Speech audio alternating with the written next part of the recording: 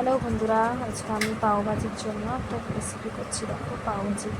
এখানে গাজর, বিট, ফুলকপি, পেঁয়াজ, আলু নিয়ে নিয়েছি। সবজিগুলোকে কেটে ধুয়ে নিয়েছি। এখানে ক্যাপসিকাম, দুটো পেঁয়াজ, দুটো টমেটো নিয়ে নিয়েছি।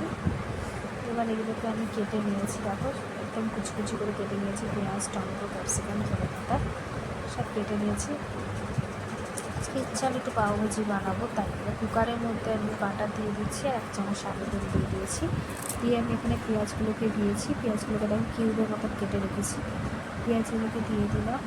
দিয়ে পেঁয়াজটা দিয়ে একটু নাড়াচাড়া করে আমি সবজিগুলো সব দিয়ে একটু পাও ভাজি মশলা দিয়ে নুন দিয়ে পরিমাণ মতন দিয়ে আমি এখানে সামান্য একটু জল দিয়ে একটা সিটি নিয়ে নেবো। তোমরা বাড়িতে এইভাবে ব্রেকফাস্টে পাও ভাজি বানিয়ে খেতেই পারো। চটপট ভিডিওটা দেখে তোমরা পাও ভাজি করে ফেলো বাড়িতে। তারপর আমি এখানে আলুগুলো ডুমো ডুমো করে কেটে রেখেছিলাম, আলুগুলো দিয়ে দিয়েছি। এবারে আমি এখানে এক এক করে সব সবজি দিয়ে দেবো। আলুটা দিয়ে একটু নাড়াচাড়া করে নেবো, দিয়ে সব সবজিগুলোকে দিয়ে দেবো। তারপর ভালো করে নাড়াচাড়া করে দিচ্ছি পেঁয়াজটা, আলুটা।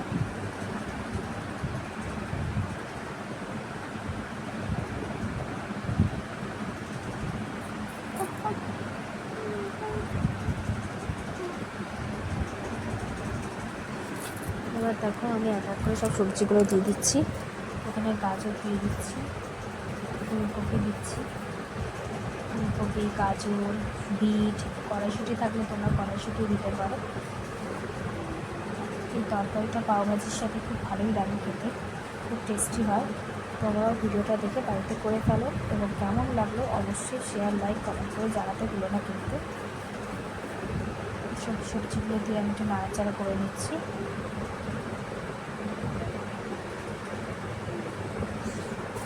এবার আমি এখানে দেখো পাও ভাজি মশলাটা নিয়ে নিয়েছি। পাও ভাজির মশলাটা 1 চামচ দিয়ে দিচ্ছি আন্দাজ মতো। আর আন্দাজ মতন তোমরা নুনও দিয়ে দেবে। দিয়ে জল দিয়ে একটু আমি সেদ্ধ করে নিয়েছি। সেদ্ধ করে এটাকে আমি ডাল কাটা দিয়ে ভালো করে ঘেটে নিচ্ছি।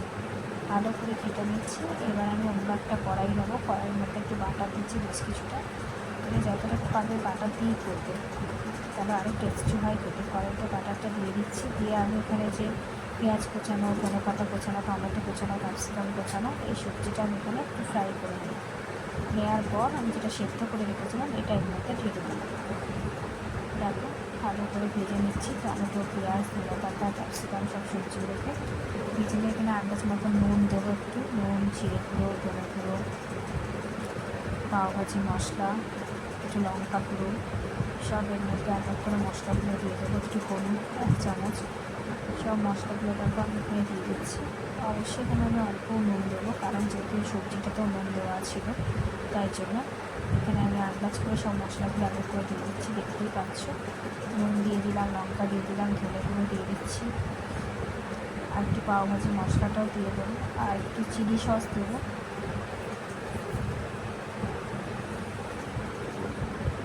তোমরা চাইলে একটু সোয়া সসও দিতে পারো, থাকলে পারো, তবে কালারটা ভালো হয়।